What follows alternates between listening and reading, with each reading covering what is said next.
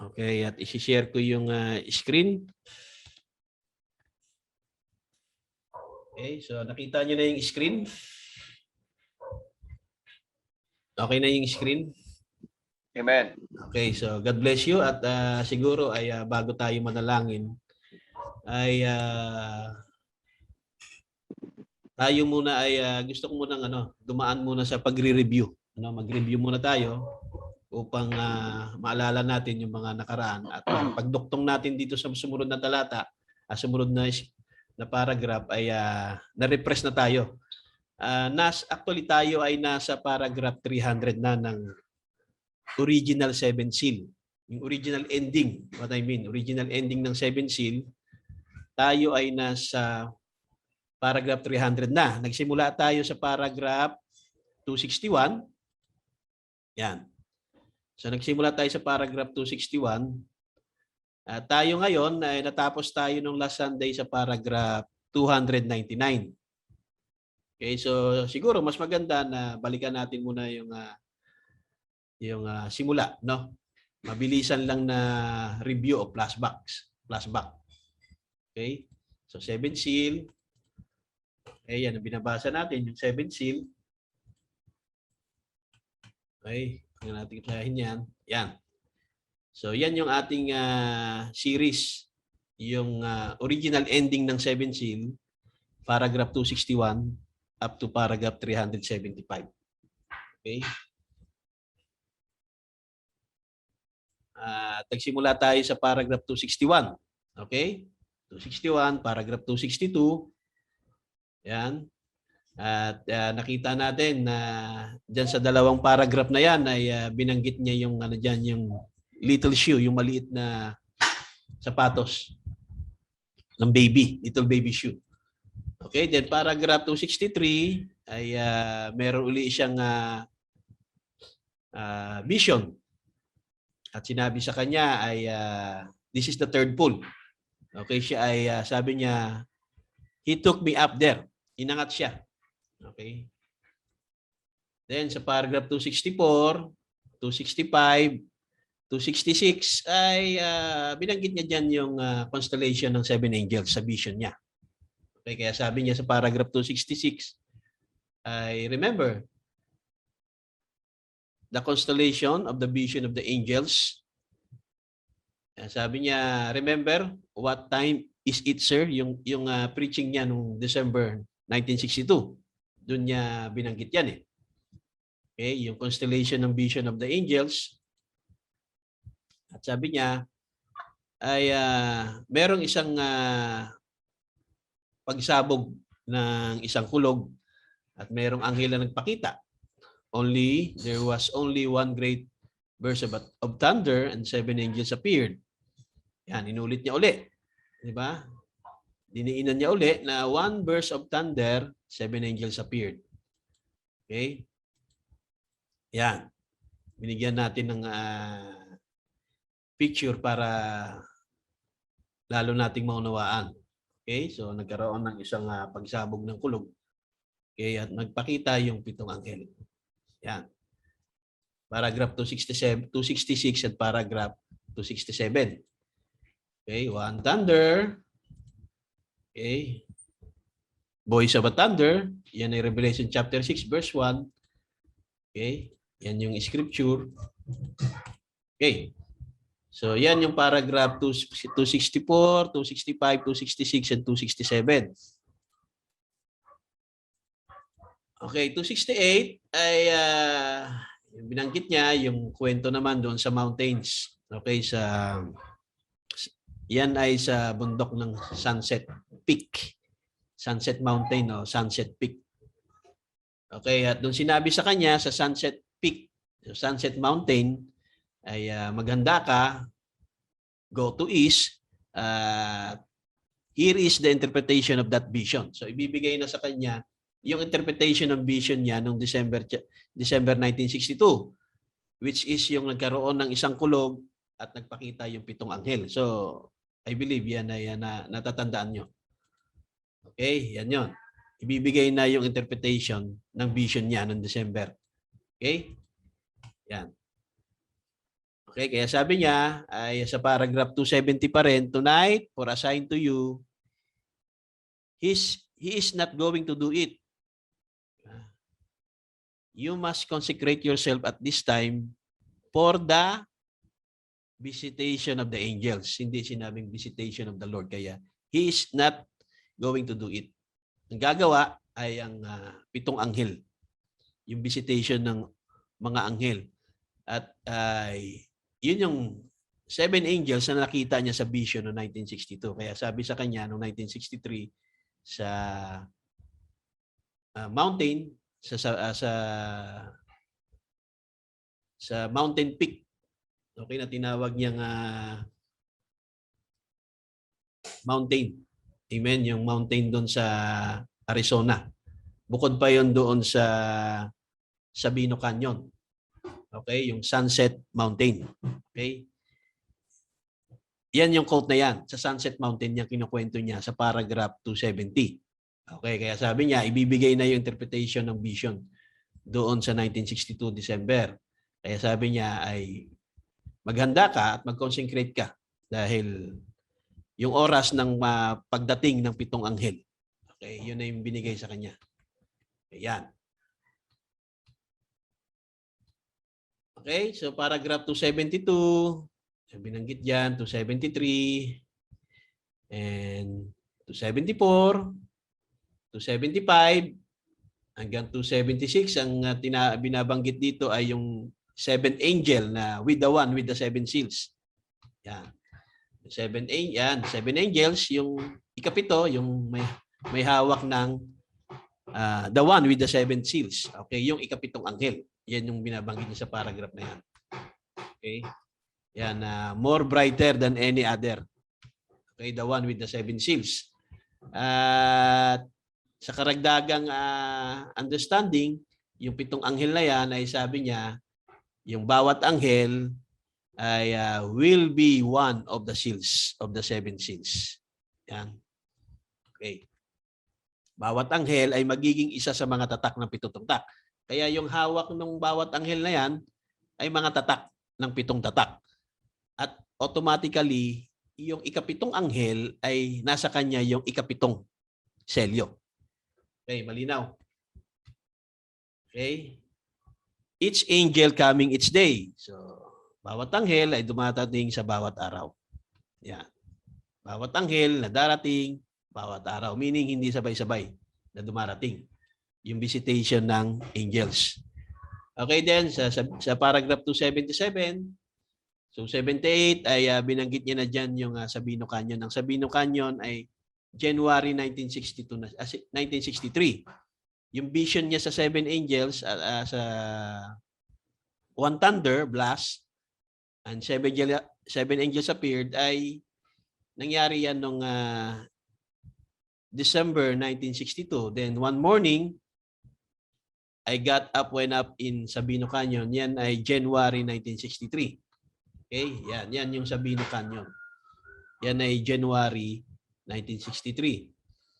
Okay, dahil nagtatanong siya ay pumunta doon, siya ay nagdasal doon, siya ay lumuhod dahil nagtatanong siya at nababader siya doon sa vision niya noong December 1962.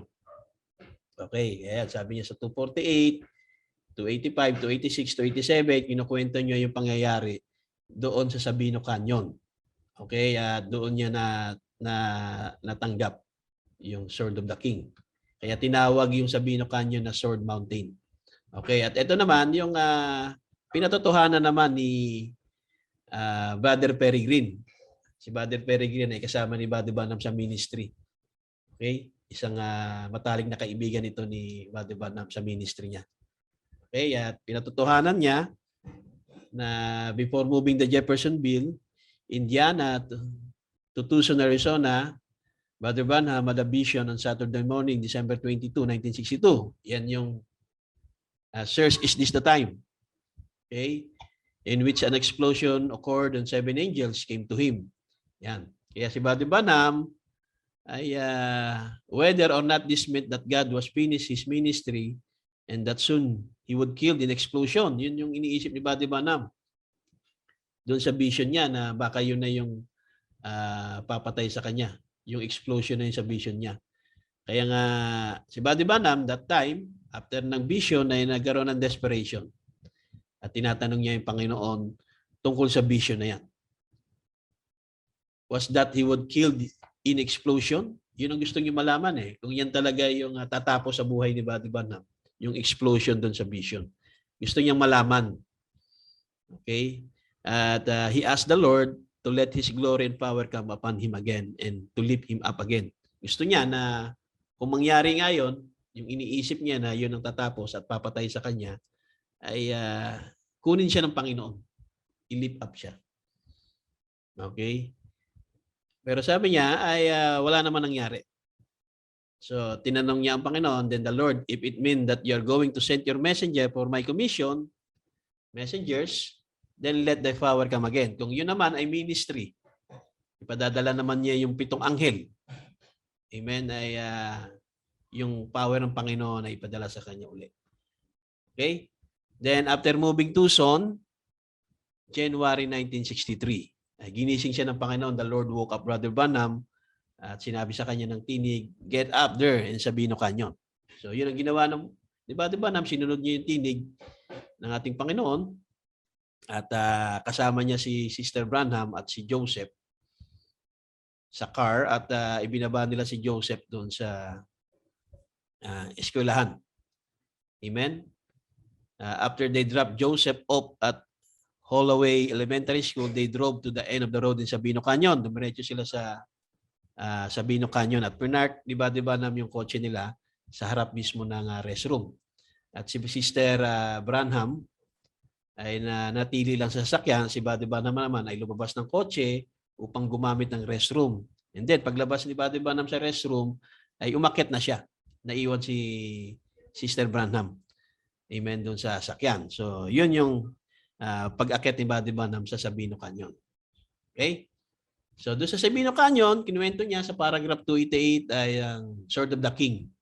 Okay, na nakita niya, pagdilat niya ay nasa kamay niya na. Okay? At sinabi doon ay that is the third pull. Okay? Yan, yung Sword of the King ay that is the third pull. Yan. Then paragraph 290 ay sinabi doon third pull, naalala niyo ba? At sabi sa kanya, huwag mo subukan itong ipaliwanag. Yun ang sabi sa kanya ng tinig.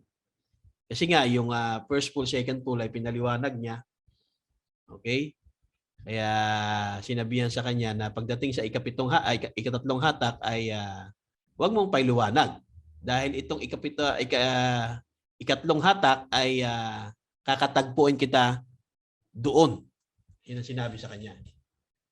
Pagdating sa ikatlong hatak, sa paragraph 290, sabi niya, this is the third pull, but I'll meet you in there. Okay? Then, kinuwento niya uli sa paragraph 291, inulit niya uli yung little baby shoe. Yan.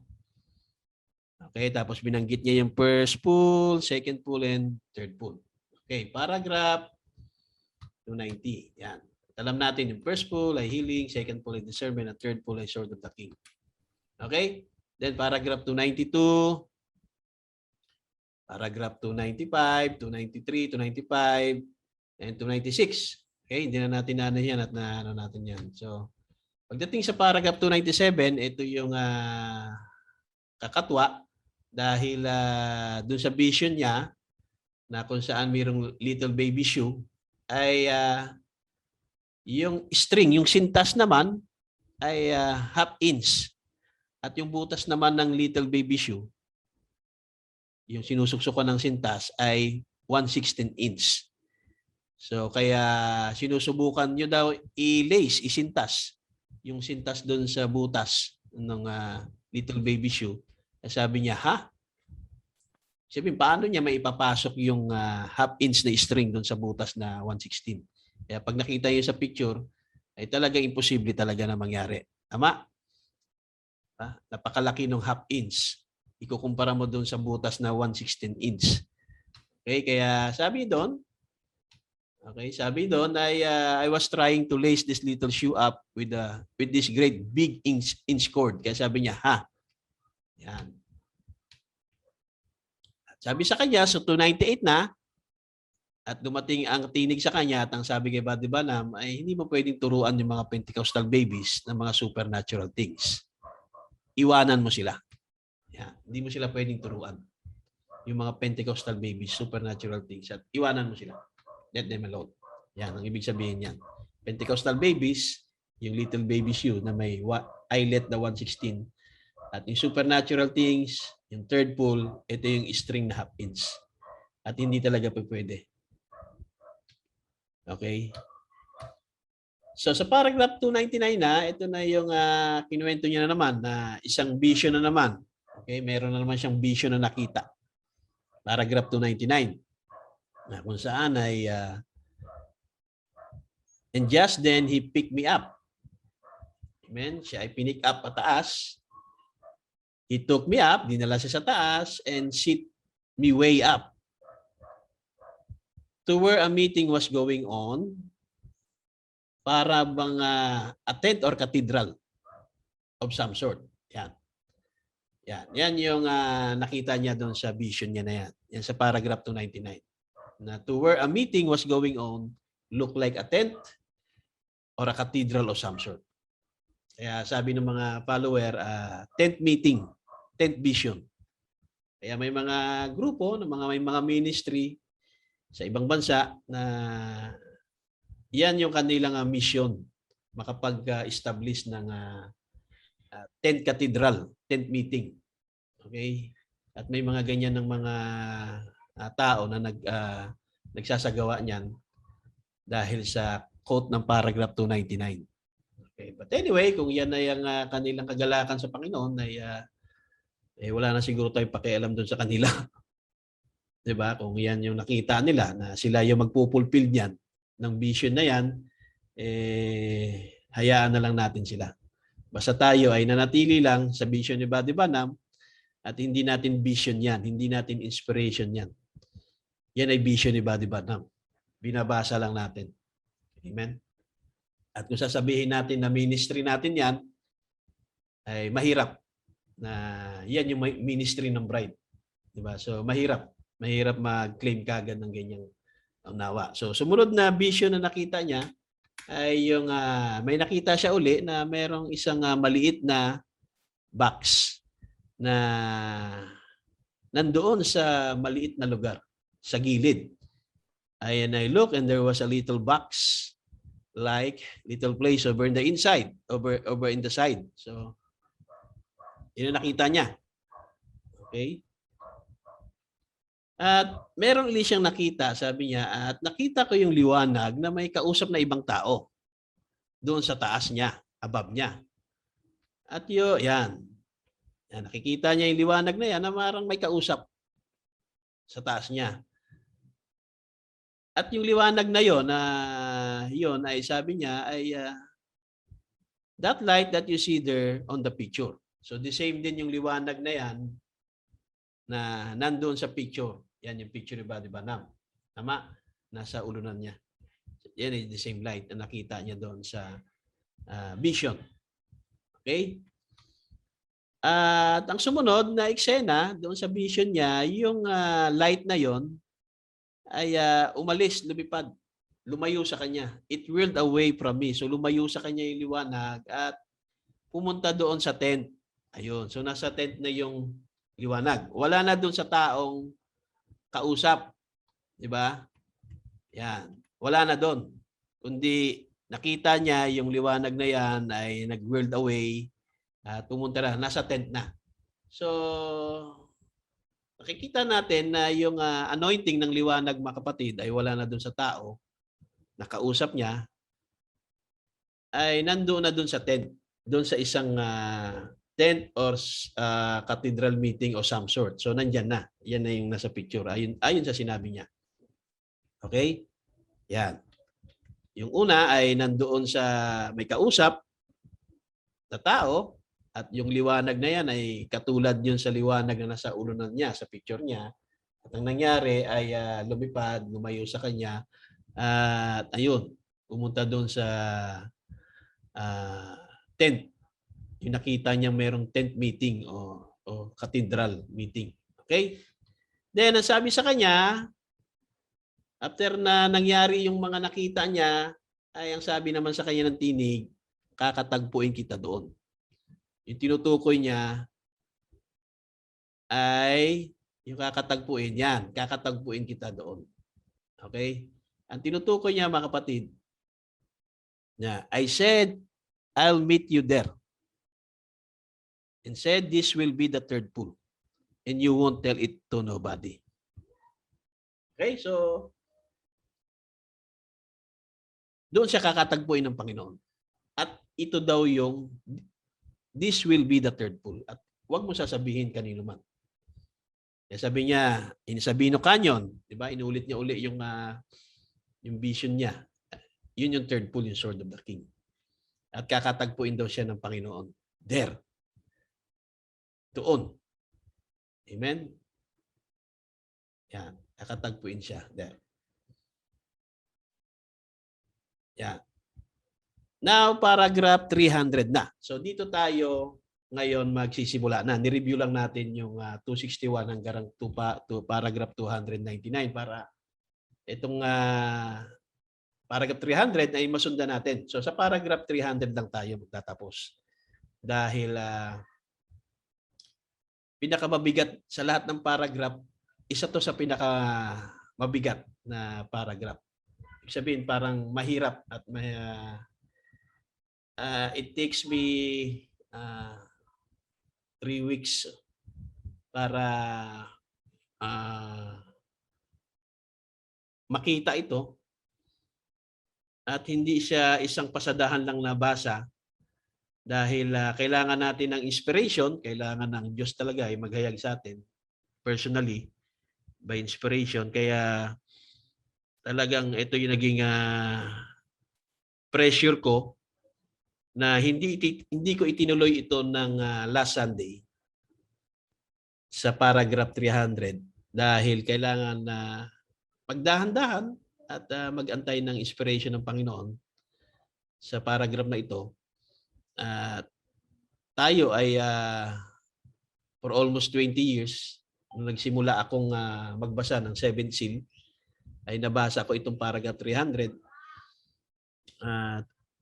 Hindi ko naiintindihan, of course, for the first time na binasa ko. Kaya nga, naghahanap ako ng tao na makapagpaliwanag o makakapag-share sa akin personally para maunawaan ko itong paragraph 300.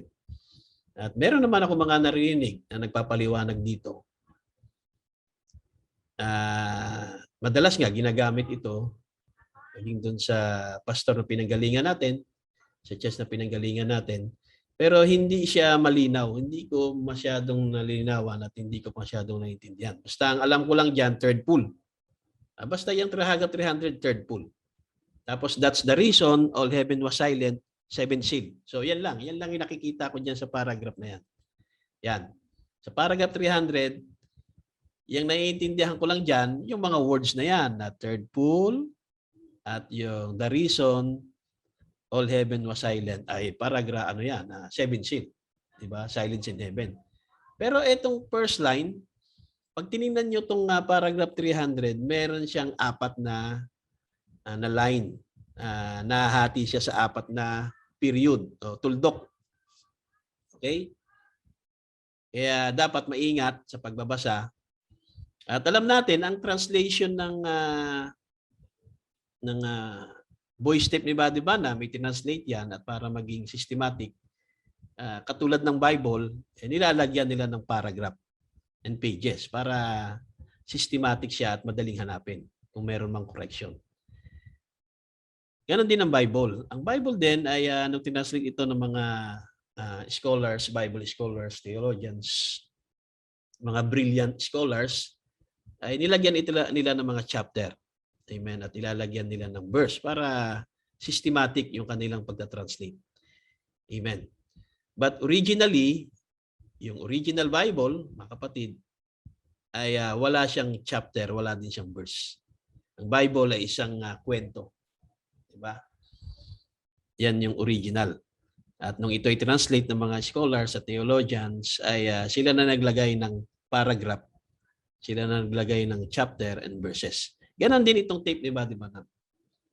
So I believe na same applies din, ano. So kailangan magkaroon tayo ng tinatawag na reading comprehension una. At of course, ang umaasa tayo ay ang Panginoon i-reveal niya, mga kapatid, by inspiration. Pero mahalaga na meron tayong reading comprehension. Okay, habang hinihintay natin yung inspiration ng Panginoon kung paano ang tamang pag-unawa ng mensahe. Okay, at sabi niya, ihahayag niya ang kanyang salita to whom He will. Ihahayag niya sa gusto niyang paghayagan. Amen. Ibig sabihin, anyone, anybody, ay pwede niyang paghayagan. Pero doon sa lang sa gusto niya. Okay?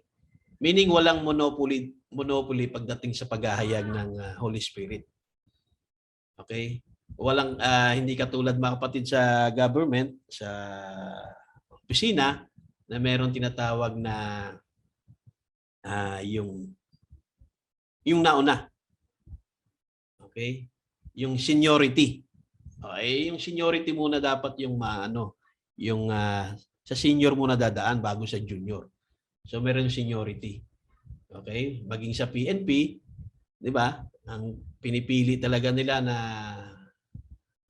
na kung saan ay nasa mga ranking official na napapalit na tinatawag na chief. Okay, doon muna sa mga seniority. 'Yun ang inaano nila. Pinipilian. Pero nasa commander-in-chief pa rin kung sino talaga yung gusto niya na piliin. Kaya minsan, nadidismaya yung mga senior, mga kapatid, kapag napipili yung mga mas naunahan nila na pumunta sa organization. Tawag doon yung pinipili kasi nila yung tinatawag na seniority. Okay? Pero sa paghahayag ng salita ng Diyos sa pamamagitan ng Holy Spirit ay hindi po for seniority kung dahil nauna ka, dahil pastor ka, 'di ba? At yung isa ay hindi pastor, yung isa ay teacher lang daw, yung isa ay evangelist. Kaya dapat sasahod yung teacher, evangelist, 'di ba? Sa pastor kasi siya yung pinaghahayagan ng Panginoon una. So hindi po ganoon. Okay? Ang Holy Spirit ay maghahayag sa gusto niyong paghayagan. Okay? Kaya ito, isang maingat na pag-aaral na nilaan natin, oras at every day mga kapatid, kahit Sunday, ay madaling araw ko inuumpisahan yung pagbabasa. Amen? Dahil mas maganda yung madaling araw, 4:00, at madilim pa, at tahimik pa, at malamig pa. At fresh yung isip, fresh yung mind, at maging yung eyes, yung mata ko ay fresh na fresh. So tuwing madaling araw ko ginagawa ito upang kahit paano ay makakita ako ng konting liwanag at sa biyaya ng Panginoon ay mahayag niya ito sa akin personally. So i-share ko yung hinayag sa akin ng Panginoon sa pag-aaral na ginawa ko dito at lalo dito sa paragraph 300. Okay? Let's start. Tayo manalangin, amen, sa oras na to upang ang Diyos ay kasiyahan tayo at kung ako ay mali pala, no? So binibigyan ko pa rin ng benefits of the doubt. Pagdating sa inyo. So gusto ko bigyan benefits of the doubt. Ayoko naman sabihin na ito sigurado na, panghawakan nyo, ito na. So hindi. So magbibigay pa rin naman ako. Okay, sa inyo. Mamaya may sasabihin din ako. Amen? So manalangin muna tayo mga kapatid. Dakila at mahabaging Diyos, narito kami Panginoon sa tagpo na amin ang pag-aaralan, Lord, ang paragraph 300, Panginoon, sa mensahe ng 7 seal na kung saan ay pinangaral ng iyong propeta, Panginoon, ng nakaraang mga panahon. March 24 evening, Sunday, Panginoon, 1963, ipinangaral niya to, Panginoon. At dumating ang kinabukasan, Lord, ay nagbagong isip niya na hindi ito i-release. Itong original ending, Panginoon, ng 7 seal. Kaya narito kami, Panginoon, nag-interesado kami at kung paano ito pinangaral ng iyong propeta, ay gusto namin naman makita ito kung paano niya ito diniliver. Nawa, Lord, ay hindi kami magkaroon ng isim, hindi kami makapag-invento, Panginoon, ng mga kaisipan na hindi ito talaga yung unawa ng nangaral, Panginoon, ang mensaheng ito. Kaya salamat sa iyo, Lord, ang iyong habag at biyaya ay sumaamin ngayong umaga at pinapasalamatan ka namin sa iyong pagpapala. In the name of Jesus Christ we pray. Amen. God bless you. So tayo lang ay dadako sa paragraph 300. At hindi na tayo lalayo muna. Hindi dito lang muna tayo mag-focus. Okay? So paragraph 300, babasahin ko muna ng mabilis. Praise the Lord.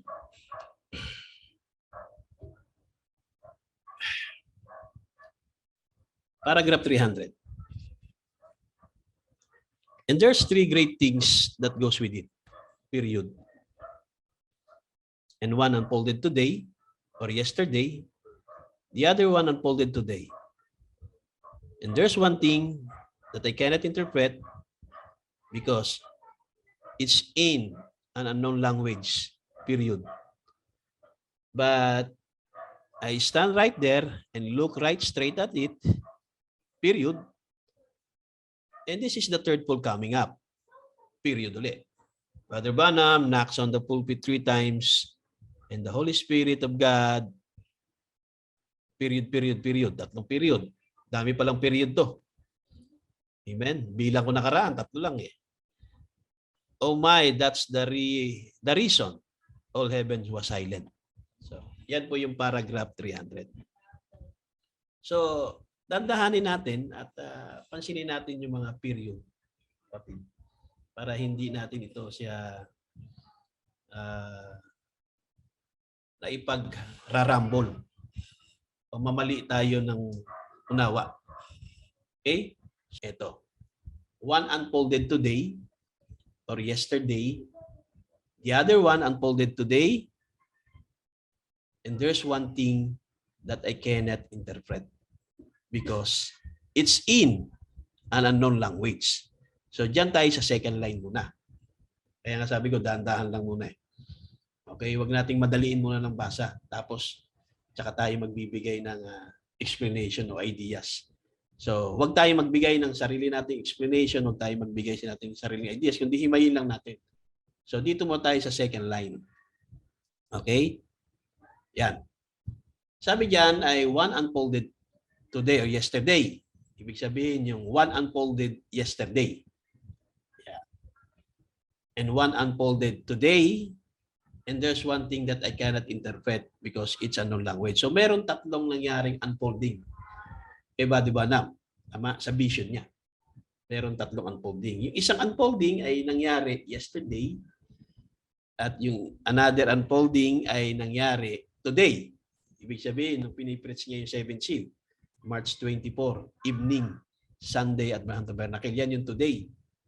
Okay? Kasi 7th seal ang tinatalakay natin. So yan yung sinabi niya nung March 24, evening Sunday sa Mahang Tabernacle na the other one unfolded today. At merong isang bagay na hindi niya pwedeng i-interpret dahil ito ay nasa ano? Nasa unknown language. Okay. So yan 3. Yan yung 3 naman. Another 3 na naman yan. Yung kaninang 3 things yung nakita natin, nakalakip yon sa third pull. Nakalakip siya sa third pull. 3 things that goes with it. And I believe that's the third pull. Yung 3 things na yon ay nakalakip sa third pull. Ito namang one unfolded yesterday at unfolded today and one thing I cannot interpret. Ito naman another 3 naman na dapat maunawaan natin ito at makita. Now, yung pangatlo dyan, yung color blue, okay, yung pangatlo, yan, ay wag muna natin itong pakialaman muna. Wag muna natin itong i-interpret. Kasi nga sabi niya hindi niya nga pwedeng i-interpret eh. Dahil ito ay sa unknown language. So i-as-is muna natin yung number 3. Wag muna tayo excited na alamin kung ano ito. I believe meron ding, malalaman din natin yan. Kahit lang sa mga maliliit na hints o details. May binanggit din si Buddy Branham dyan, I believe. Pero i-as-is muna natin yan. Huwag muna natin pakialaman yan. Huwag natin ipaliwanag yan. Hintayin natin na magpatuloy lang yung ating pag-aaral kasi nasa paragraph 300 pa lang tayo eh. Baka malay natin may sinabi na siya doon sa baba. Sa mga susunod na paragraph. Amen? About dito sa number 3. So huwag muna yung number 3. Dahil napakalinaw dyan na Yan ang isang bagay na hindi niya pwedeng i-interpret o ipaliwanag. Bigyan ng interpretasyon. Dahil ito raw ay nasa hindi alam na lengguwahe. Unknown language. So hindi nga naman pwedeng technically, mahirap nga talagang at hindi talaga pwedeng interpret. Unknown language eh. So ano kaya yung unknown language? Maaring yan yung naging kaisipan natin, naging kaisipan ko.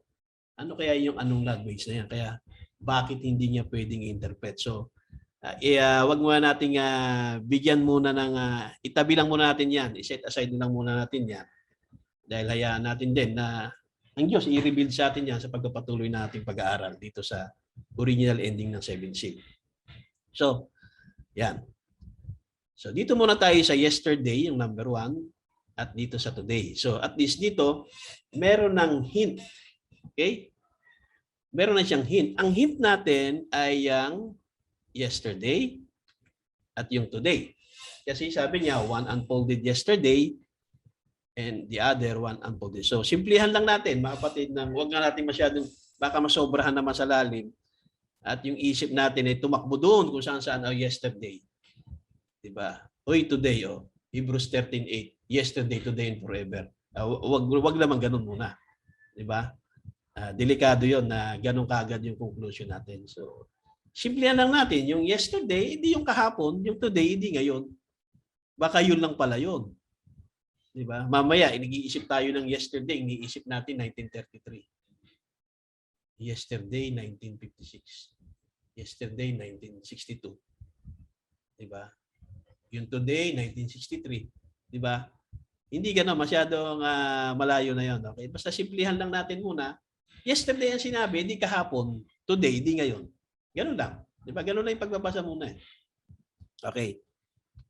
So, punta tayo sa Sermons Index. Alamin natin ngayon kung kailan yung mga araw na, kailan niya pinangaral yung 7 seal. Today. Sabi niya, today, ngayon. Okay? Hindi niya naman sinabing this year. Okay? Hindi niya sinabing, basta, sinabi niya is today. Ngayong araw na to, kasi nagpipreach siya, hindi ngayong araw na to, merong isang nahayag. So, kailan nahayag, nung araw na yon, yung sinasabi niyang one unfolded today. Okay. So, makita natin sa Sermon Index ay yan, yung 7 seal. Pinangaral niya ng March 24 evening. Okay? At kung hahanapin natin yung yesterday, yung kinabukasan, ano yung naipangaral niya bago niya naipangaral yung 7 seal. Okay? Yung yesterday. Okay? Of course, lalabas dyan 6 seal. Ay, hindi ba yung question and answer? Hindi. Morning yan eh. Kaya 630324 M, morning. Yung 7 seal ay evening. So, isang araw lang yan. So, yung yesterday, mga kapatid, ay yung 6 seal, of course. Tama? So, meron na tayo, mga kapatid, na eksaktong idea. Okay? Yan. 7 seal. Okay, March 24, evening 1963. Diba? Today. Yesterday, March 23, 1963, of course. So, ganoon lang. Tama? Okay? One unfolded yesterday and the other unfolded today. Okay, doon muna tayo sa yesterday, sa number 1, of course. Okay. Yung number 3 kanina, sabi ko nga kanina, ay wag mo muna natin pakialaman yan. Dahil nga, technically, ay hindi niya pwedeng interpret eh. Because nasa ano lang. So, wag muna natin siyang pasadahan. Ang pasadahan lang muna natin, yung meron na siyang sinabing unfolded yesterday at today. At alam natin yan na yung 6 seal at 7 seal na message niya. Okay, kaya pinuntahan natin yung index sermon, mga kapatid, kung kailan yan. Nakita natin, yan yung mga araw na yan. Okay? So, yan yung mga dates. At Doon tayo sa yesterday. At yung yesterday ay 6 seal, March 23, 1963. Okay, so punta tayo sa the table. 6 seal. Yan. March 23, 1963. Yesterday. Yan. Okay. Ngayon, sisilip tayo, of course, para magkaroon naman tayo ng idea. Kasi gusto nating malaman, ay, Brother Joe, ano ba yung sinasabi niyang na-reveal nung yesterday? Ano ba yung na-reveal sa 6 seal? So, tatakbo tayo sa 6 seal. Pero hindi natin na papasadahan yung buong 6 seal. Hindi tayo maglilinear reading. Non-linear muna tayo. Kasi hindi naman yun ang topic natin eh. Inspiration lang na gusto nating maunawaan kung ano yung na-reveal yesterday sa 6 seals. Sa 6 seal. Okay, dito sa paragraph 22 and 23 ng 6 seal, sabi niya, something happened today when this seal was revealed. Ano yung this seal? The 6 seal. Something happened today. Okay, yung yesterday. Yung March 23 ha. Hindi yung March 24 kasi 6 seal yan eh. So, something happened today. Something happened yesterday. Okay, kasi yesterday na yan, March 23 yan. Eh nasa March 24 siya nangangaral ng 7 seal eh. So ano daw yung na-revealed sa ika-6 na selyo? Ayan ang gusto nating malaman. Ano kaya yung na-revealed sa ika-6 na selyo? Then tuloy natin ang basa. That I had walked completely out in the yard, lumabas siya. Ibig sabihin, nasa loob siya. Ginawa niya, lumabas siya doon sa bakuran. At siya ay naglakad-lakad. Just walk around. Out in the yard, a little while. That's right. It just simply almost took my breath away from me. Yun yung nangyari kay Batiban. Kaya siya lumabas, mga kapatid. Dahil yung hininga niya parang mawawala na siya ng hininga. So ano kaya nangyari kay Buddy Banham? Bakit nasabi niya na almost muntik na. 'Di ba? Na yung hininga niya ay mawala. Alisan siya ng hininga. 'Di ba? O nahirapan siyang huminga. 'Di ba? Kaya ang ginawa niya ay lumabas siya at naglakad-lakad siya doon sa bakod. So, ibig sabihin, sabi niya, so you took attention? Oh my. So, nagkaroon matinding tension diyan sa kwento ni Brother Banham. Kaya nasabi niya na almost took my breath dahil nagkaroon siya ng tension.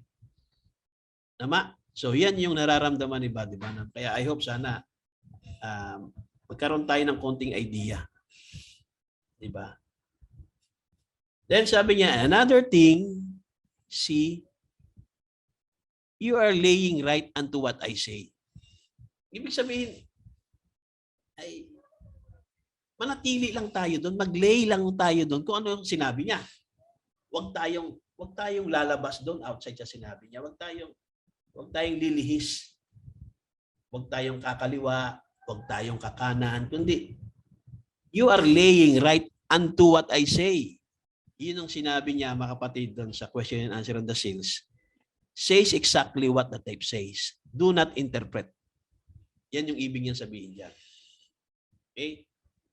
And then sabi niya, and God is going to hold me responsible for what I tell you.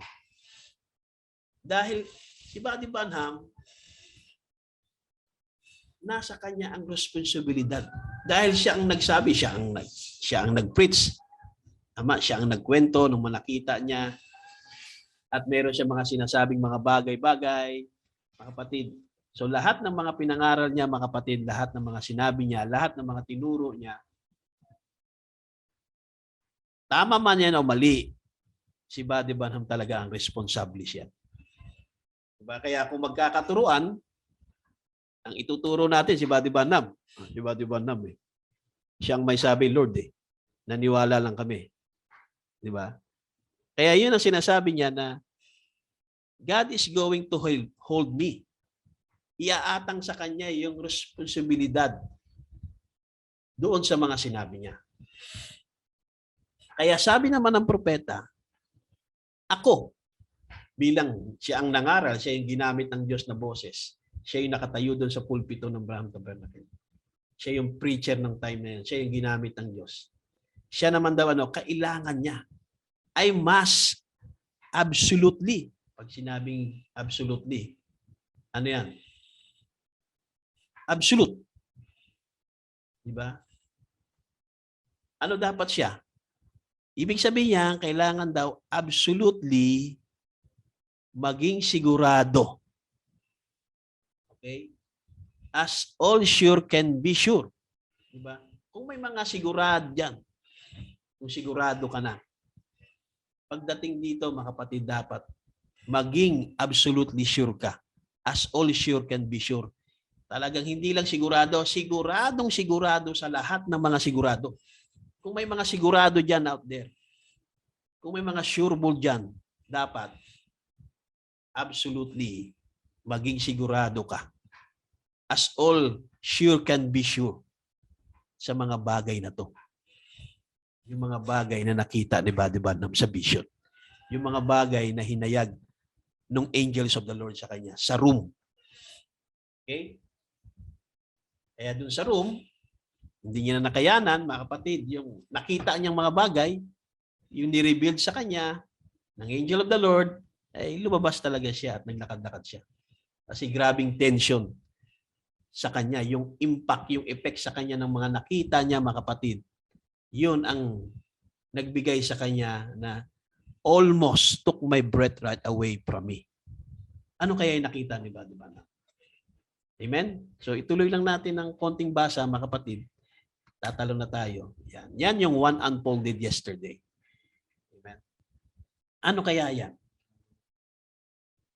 Amen? Nawala. Nandiyan pa rin ba kayo? Hindi ba nawala? Hello?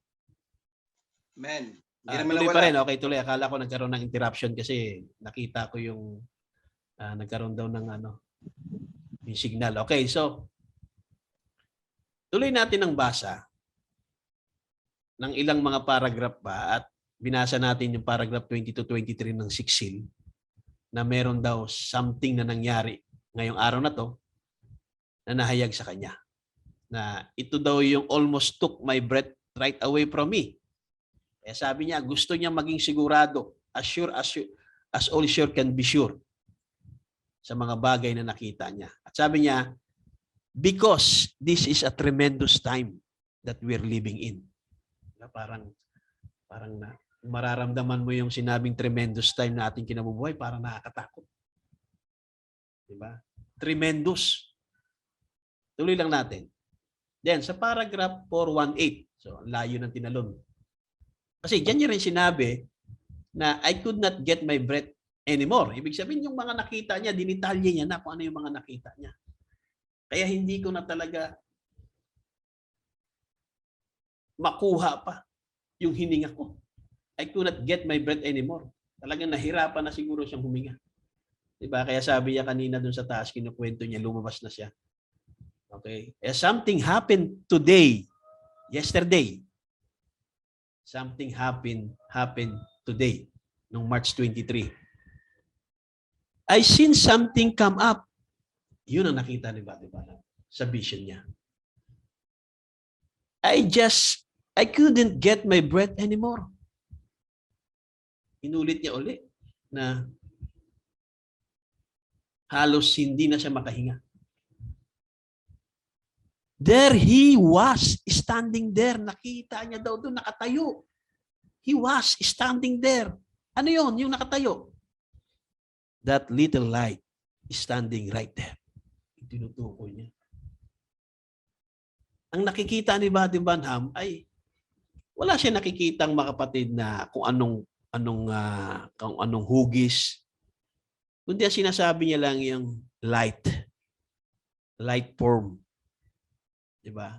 Nakatayo doon, standing there, nandun yung liwanag. And here it was. I know it's the truth. Alam niya, truth yung nakikita niya. Kasi nakita niya yung liwanag eh. Wala namang ibang liwanag dyan, mga kapatid. Diba? Na nagpapakita sa kanya. At inisip niya, I thought, sa sarili niya, oh God, I couldn't stay. I couldn't say that. Hindi ko kayang sabihin yan. Yung mga nakita niya, hindi ko kayang sabihin. I can't say that. I can't. Ang ginawa ni Buddy Branham, dahil hindi niya kadayang sabihin yung mga nakita niya, mga dakilang bagay na nakita niya sa vision niya, o yung pinakita sa kanya doon sa room. Amen.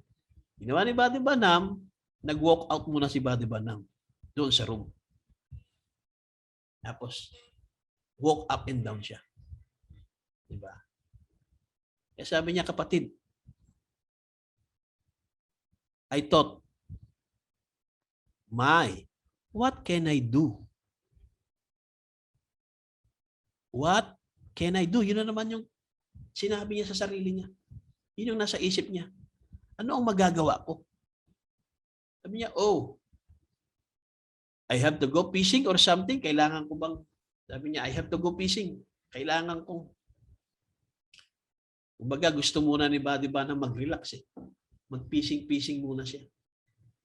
Kasi, yung nakita niya mga kapatid na tremendous things, yung na-reveal sa kanya ng mga tremendous things, ay na kung saan ay halos nahirapan lang siyang huminga, mga kapatid. Kaya lumabas siya sa room, ay parang gusto niya mag-relax muna dahil dun sa mga na-reveal kay Buddy Branham. Kaya sabi niya sa paragraph 420, so we have a good time. Don't we? Praise the Lord. Amen. We are in a tremendous time.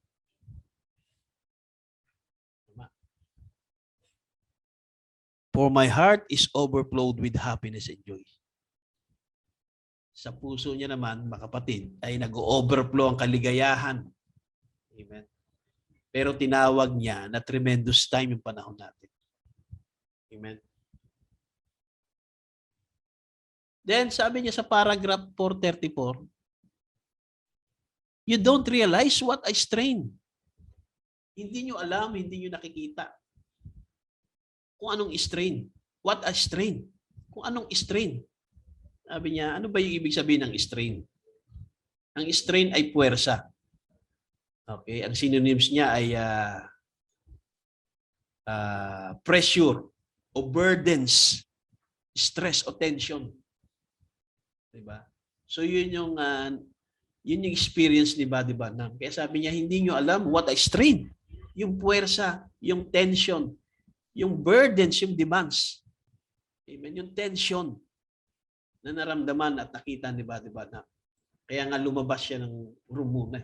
At naglakad-lakad at sabi niya, can I go to fishing? Sabi niya, yan. Kanina. Yung fishing, yan. I have to go fishing or something or I can tell you. Hindi niya masabi. Tama.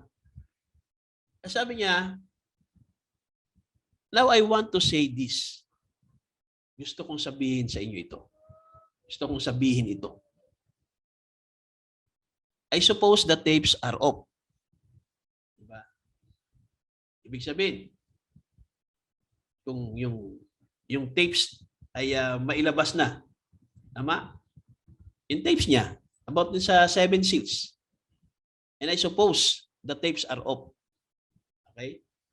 Yung first seal, second seal, third seal, fourth seal, fifth seal. Diba? Maaring na i-release na yan. Maaring marami na nakahingi ng kopya after ng preaching. Diba? Parang tayo, mga kapatid, after ng preaching, hinihintay natin yung may upload sa YouTube. Diba? Nangihingi tayo ng record para ma-review. So, ganun din, I believe. Every time na after ng preaching ni Buddy Branham, meron na kagad humihingi ng kopya ng tapes. Kaya nga, I suppose the tapes are off. Diba? Nakalabas na, naipamigay na. Tama? Then sabi niya, a lot of people say, mga tao, sasabihin nila, Buddy Branham, with a ministry of that type. Kasi nahawakan na nila yung tape eh. Tama? Napakinggan na nila, na-review na nila. Di ba? Eh, sasabihin ng mga tao, Buddy Branham, with a ministry of that type. Buddy Branham, may ganong uri ng ministeryo. Sabi ni Buddy Branham, I have to watch. Kailangan kong bantayan. Kailangan kong tingnan. Tama? Kasi nailabas na yung tape. Kaya I suppose the tapes are off. Tama? Na-release na yung first seal, second seal, third seal, fourth seal, fifth seal. Na-release na, mga kapatid. Maaring may mga kopya na sila ng mga tapes ni Buddy Branham about the seals. Okay? Kaya sabi niya, kailangan kong itong bantayan. Kailangan niyang tingnan. Bakit? Dahil ang mga tao, because people just take them tapes, ayan na. Tama? Kasi nakuha na nila yung tape eh. Di ba? Nasa kanila na yung tape. Lalo eh. Yung 6 seal at 7 seal, nung matapos niyang i-print, sigurado, manghihingi din sila ng tapes ng 6 seal at 7 seal. Lalo yung 7 seal. Di ba? Kaya nga that's why nakita natin si Buddy Branham. Yung original ending na to, itong pinag-aaralan natin, hindi niya ito nilabas until 1966. At wala pa siyang sinabi na ilabas niya ito pag namatay ako. Wala siyang ganong testament. Diba? Dahil nakita na ng prophet. Kaya binabantayan niya yan nung nabubuhay siya. Yung mga nakakuha ng mga tapes. Lalo sa panahon natin, wala na si Buddy Branham. Lalo sa panahon natin, mga kapatid. Napakadali nang magbasa ng mensahe ng tapes ni Buddy Branham. In the palm of our hands. Diba, ida-download na natin sa cellphone, pupunta ka lang sa Play Store, download mo, may message na ni Buddy Branham. Napakadali na. Hindi mo na kailangan humingi ng copy ng tape dahil hindi na uso ang tape. Diba? Madali mo na mapakinggan, ida-download mo lang MP4, MP3. Kaya sabi niya, I have to watch because people just take them tapes. Kukunin nila yung tape dahil nga na-release na, nailabas na, at susubukan nilang ano? Ano susubukan nila? Anong gagawin nilang subukan? Just try to pick them. Kukunin nila yung ano? To pieces. You know, ganun daw gagawin. Nakita na nila, di ba na? Pipira-pirasuhin nila yung sinabi niya sa tape. Sabi ni Buddy Branham ganito. Sabi ni Buddy Branham, ang tawag diyan mga kapatid na ay quotationist. Quotation dito, quotation doon, quotation diyan, quotations diyan. Sabi ni Buddy Branham. Minsan hindi pa talaga eksakto yung sinabi niya doon sa sinabi ni Buddy Branham. Minsan ilalagay pa nila yung hindi sinabi ni Buddy Branham. Di ba? Sinabi ni Buddy Branham pero hindi pala yun sinabi ni Buddy Branham. Hindi, sinabi dito sa Church Age Book eh. Teka muna brother, ang Church Age Book ay hindi yan translation from the magnetic tape. Yan ay writings ni Dr. Liebel. Grammarized book. Hindi yan galing sa tawag na original tape. Ang original tape ni Buddy Branham about sa Church Ages ay yan 1960 or 1961. Diba? Kaya kung ikukumpara niyo yung original Church Ages ni Buddy Branham na tape doon sa 7 Church Age book na grammarized ni Dr. Liebel ay napakalayo. Okay? Napakalayo when you compare it. When you try to compare it. You know what I mean. Malalaman niyo kung ano kung ibig sabihin. So, merong mga ganon na sinabi ni Buddy Branham. Diba? Kaya nakita na ni Buddy Branham yan. Kailangan kong panoorin sila. Kailangan kong panoorin dahil dito ay dadalhin lang sila ng mga tao. Yung mga tao, mga kapatid, na kumuha ng tapes at nagsubok ng mangaral at sasabihin ito sinabi ni Buddy Branham. Diba? At sikapin nilang piliin ang mga ito ng pira-piraso. Alam mo? Yan ang nangyari. At Yan yung realidad na nangyari. Amen? Na igagather yung mga quotation, pagkasamahin, copy-paste, copy-paste, copy-paste, copy-paste. Then print, message na. Ginagawa ko noon yan. Di ba? Kukuha ako ng isang quotation doon sa isang tape. Kukuha ako ng isang quotation doon sa isang tape. Basta kunyari, ang topic ko ay rapturing faith. Kukuha ako ng quotation doon. Kukuha quotation doon. So, ang dami ko nang nag-gather ng mga quotation sa iba't ibang mga tapes. Di ba? Then, yan na yung rapturing faith. Babasahin ko na lang. Di ba?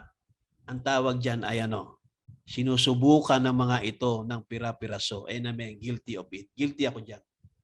Nagawa ko yan. Diba? Nangyari talaga yan sa akin din. Pinira-piraso ko rin yung tape. Amen? So tuloy natin. So when they say, ano naman sasabihin naman nila? Kapag nasa kanila na yung tape at sinubukan na nilang piliin ang mga sinabi ni Buddy Branham, pira-piraso. Sasabihin na, Buddy Branham, we wish we had a ministry. Yun na. Kasi excited na. Message na ako. Nakita ko na yung message. Tinawag ako ng Panginoon. Sobrang excitement, di ba?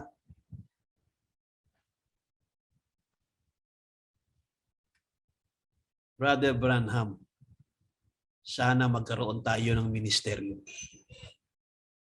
Yan. Ang ganda nga naman, ang ganda ng kanyang ang kanyang idea.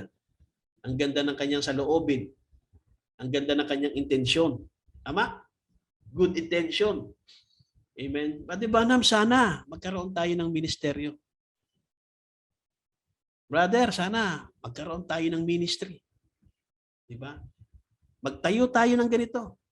Magtayo tayo ng grupo. Magtayo tayo ng ministerial meeting. Tatawagin tayo ng ganito. Di ba? Magagandang mga intention yan, mga kapatid. Amen. At ang iniisip natin din, for the glory of God. Okay? Ituloy natin yung basa. Sabi ni Brother Branham, you don't know what you are saying. Hindi mo alam ang sinasabi mo. Bira, ang ganda pa naman ng intention ko, Brother Branham, na sana magkaroon tayo ng ministeryo. Bakit mo naman sinabi na hindi ko alam yung sinasabi ko? Sinabi ko lang naman na magkaroon tayo ng ministeryo. Diba? You honest. Sabihin, maging honest tayo. Maging honest siya. Maging honest kayo. Maging honest tayong lahat. You honest, sabi niya, you don't know what goes with it. Hindi natin alam, hindi mo alam kung ano yung kalakip nito. Yung ministry na ibinigay kay Brother Branham, hindi natin alam kung gaano kalakip ito as a prophet messenger. Hindi natin alam. Kaya sabi ko sana maramdaman natin kung ano yung naramdaman ni Brother Branham nung nire-reveal sa kanya yung mga selyo. Amen. Kaya sabi niya nga doon sa 6 halos mawalan na ako ng hininga. Kaya hindi natin alam kung ano yung mga kalakip nito. Sabi niya, you honest, you don't know what goes with it. Brother, sister. At sabi niya, binalik niya uli. Oh my, and the responsibility. Kaya sabi niya, responsible ako. Di ba? Sabi niya kanina. Balikan natin. Yan. And the responsibility, sabi niya. Yan. Sa 22 tsaka 23, sabi niya, God is going to hold me responsible. Kaya doon, inulit niya uli, mga kapatid, in the responsibility. Ibig sabihin, tayo din na magdadala ng mensahe at sinasabi natin na may ministry tayo. Diba? Siguraduhin natin na talagang may ministry tayo. Pero hindi natin kayang i-hold ang office ni Brother Branham as a prophet. Kaya hindi mo alam ang sinasabi mo. Hindi ko alam ang sinasabi ko. Hindi mo alam sinasabi mo, brother. You cannot hold the office of the prophet. Okay? Pero kung yung sinasabi na fivefold ministry, of course, yan na yung continuation ng ministry ni Brother Branham. under ng fivefold ministry. Pero dapat siguraduhin mo. Amen? Siguraduhin mo talaga na part ka ng fivefold ministry na magtutuloy ng mensahe ng propeta. Part ka ng fivefold ministry na magdadala ng mensahe ng propeta. Siguraduhin mo. Diba? Bakit? Kasi nga, the responsibility. When you got people that hangs to what you say, kapag yung mga tao ay pinanghawakan na nila, kung ano yung mga sinabi mo, pinanghawakan na nila, yung mga itinuro mo sa kongregasyon mo, at pinanghawakan na nila yan, whether na mali o tama yan, alalahanin natin. If you tell them wrong, yun ang problema. Paano kung mali yung sinabi mo? Brad, yung 7 seal ganito. Yung ikapitong selyo ganito. Kasi yung ikapitong selyo ganyan. Kasi yung 6 na selyo ay ganito. Kaya yung ikapitong selyo ganyan. Diba? If you tell them wrong, brother, sister, God require their blood at our hands. I-require ng Diyos sa ating mga kamay yung mga sinabi nating mali. Pero pagka tama yung sinabi natin, wala tayong problema. Di ba? Hindi tayo i-require ng kanilang mga dugo sa ating mga kamay. Kasi tama yung sinabi mo eh. Pero paano kung mali yung sinabi mo, lalo dito sa 7 seals? Yung 7 seals ganito. Diba? Tapos sinabi ng prophet, on the opening of this 7 seal, it's also in a triple mystery. So doon pa lang sa pagbubukas ng ikapitong selyo, meron ng 3 misteryo. Sa pagbubukas pa lang, merong ending ng 7 seal. So kung meron kang nasabi mga kapatid, tungkol sa ikapitong selyo, na ang ikapitong selyo mga kapatid ay, di ba? Sinabi ng prophet, ang ikapitong selyo sa pagbubukas niya ay may 3 misteryo. Di ba? At pag sinabi mong walang misteryo, ang ikapitong selyo, remember, brother. Remember, sister. Kahit magkaibigan pa tayo, amen. Kahit sino ka pa, God is not respecter of any person. Sisingilin tayo ng Diyos. Pastor ako eh. He don't care. God is not respecter of any person. If we tell them wrong sa congregation, if we tell, sinasama ko na yung sarili ko. If we tell them wrong, God will require their bloods at our hands. Kaya pag inabutan tayo ng kamatayan, at ang iniwan nating mga salita at turo, mga kapatid, ay mali, I believe, doon sa Great White Throne Judgment, alalahanin yan, bubuksan yan. Kasi i-require yung kanilang mga dugo sa ating kamay. Responsibilidad natin mga kapatid, na yung ating congregation, yung ating mga kapatid, yung ating mga kasamahan sa pananampalataya, responsibilidad natin na turuan sila ng tama. Responsibilidad natin na i-share natin kung ano lang yung sinabi ng propeta. Di ba? And that's why yung isang nating kapatid na pastor, sabi niya na kinote niya yung 7 seal na nagkaroon ng 7 straight thunder right in a row. And then the heavens quiet. Tama? The heavens could not write that. Angels nothing know about it. Tama? Nung nagkaroon ng 7 kulog. Because it was relaxing time. Kaya sabi niya, wag mo na itong lagyan, mga kapatid, ng tinatawag na sarili mong paliwanag. Bakit nagkaroon ng katahimikan? Huwag mong ipaliwanag yon. Huwag mo bigyan ng conclusion at sasabihin natin, reading between the lines. Kahit lines, wala. Ang sinabi doon, nagkaroon ng katahimikan. Diba? Kaya hindi na i-record, mga kapatid, doon nagkaroon ng 7 kulog. Diba? 1, 2, 3, 4, 5, 6, 7. Heavens could not write that. Ibig sabihin, hindi ma-i-record. Bakit? Nagkaroon ng katahimikan. The heavens has by it nung buksan yung 7 selyo. So kaya hindi pwedeng sabihin na kaya nagkaroon ng katahimikan, kaya sila tumigil sa pag-awit, sa pagsamba, sa pag-harp their harp, di ba? Dahil daw ay bumaba yung object of worship. That's nonsense. And I challenge that. Amen. Huwag nating i-interpret kagad yun. Huwag ka jumping into conclusion. Kasi may sinabi si Buddy Branham, bakit tumahimik ang langit? Gusto niyong balikan natin?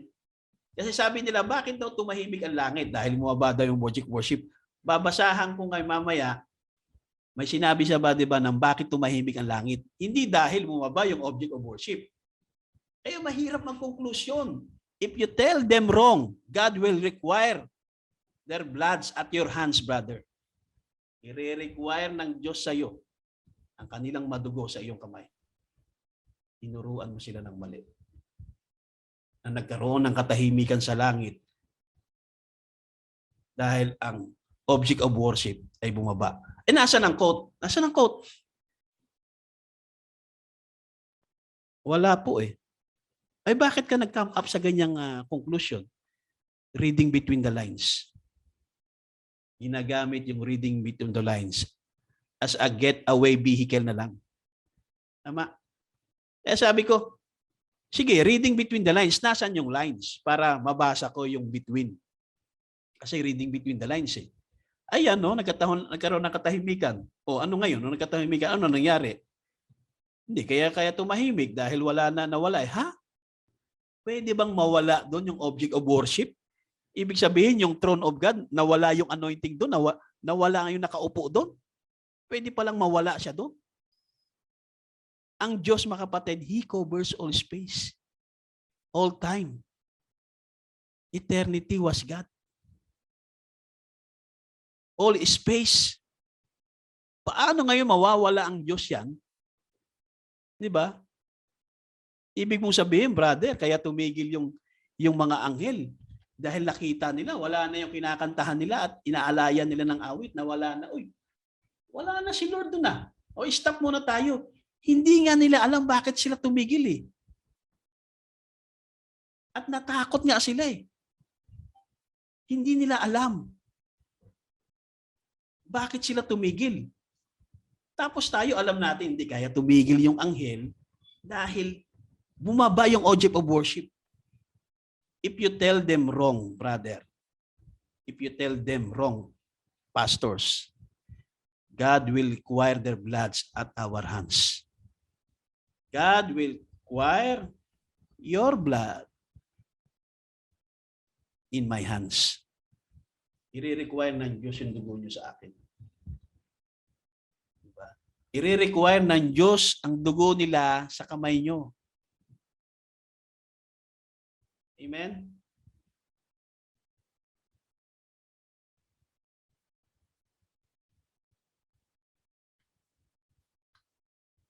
Then, paragraph 222 ng 6 seal pa rin. We're right here at something, friends. Nandito tayo, mga kapatid. Sabi niya. Whatever it is, God knows. Nobody knows when it's going to happen. Wala. Nobody knows when it's going to happen. yung mangyayari dito, mga kapatid, sa lupa na magaganap, yung mga mangyayari, mga kapatid, hindi natin alam yan kung kailan mangyayari yan. Pero alam natin mangyayari. Tapos yung isip natin, tumagos, alam natin yung nangyari. Bakit nagkaroon ng katahimikan sa langit? Oy, bumaba kasi yung object of worship. Saan mo nabasa yan? Nasaan yung basihan mo? Dapat may basihan ka. Bago ka nag-conclude sa isip mo na kaya tumahimik, bumaba, dapat may basihan ka. Hindi yung gagamit ka ng getaway vehicle na hindi reading between the lines. Diba? O sige, nasaan yung lines na mababasa natin? Nasaan? Diba? Wala nga eh. Diba?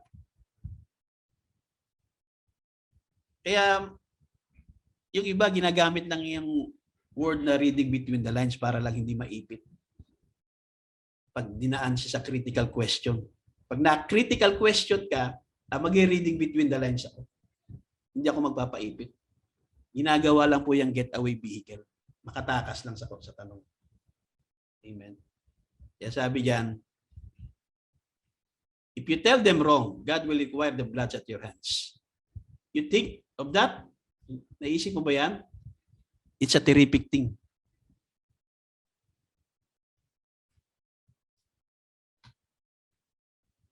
That secret nobody knows when it's going to happen. Yan ay sikreto. Amen. Nobody knows kapag ito ay nangyari. Kaya nga sabi dun sa isang quote niya, the great mystery of how. God's great mystery, secret of how. Sa Christ is the mystery of God revealed. Ano yung great mystery of how? Great mystery of how He will come and when He will come. Yun yung secret na nobody knows when it's going to happen. Yan din yung sa sixth seal na kapag nangyari yan, walang makakaalam. Amen? Then, dito na sa paragraph 428, on the sixth seal, there was the end of the world. Kailan magaganap yan? Hindi natin alam kung kailan ang eksaktong araw. Pero alam natin, malapit na yan. We are at the door. Bakit kailangan na magkaroon ng end of the world? Because the earth is giving birth to a new one. It's over. Pagdating yan. Pero hindi natin alam kung kailan talaga yan. Diba? Hindi tayo pwede magbigay ng date setting. Amen. And then sa last quote, sabi niya sa 429, ayun na. And here we are, right here at the door. Oh, I tremble. Nag-tremble si Buddy Branham. Nanginig. Sabi niya, and what must I do? Ano ba ang kailangan kong gawin, Lord? Ano pa ang magagawa ko, Lord? What else can I do? See?